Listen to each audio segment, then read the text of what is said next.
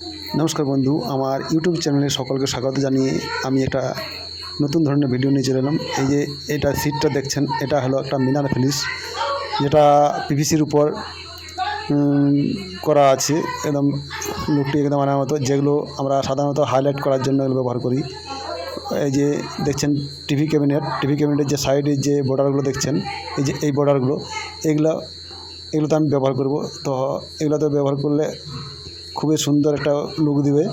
তো আপনারা এর আগে যারা দেখেছেন, আমার ভিডিও দেখেছেন টিভি ক্যাবিনেটটা কেমন হয়েছে, তো সেটাই আমি দেখাতে চলেছি যে এই বর্ডারগুলো এই সিটটা দিয়ে বানিয়েছি। এটা পিভিসি একটা মিনার ফিনিশ, একটা ল্যামিনেট, যেটা সাধারণত আমরা এইসব কাজে ব্যবহার করি হাইলাইট করার জন্য বর্ডারে। তো যদি ভালো লাগে তো অবশ্যই আপনারা একবার ট্রাই করে দেখবেন, খুব সুন্দর একটা লুক দেয়। এটা একটু কাটতে অসুবিধা হয় বা ফিনিশিং করতে একটু অসুবিধা হয়, একটু একটু কষ্ট হবে, কিন্তু খুব সুন্দর দেখতে লাগে। কিন্তু ফিনিশিংটা একদম আয়নার মতো।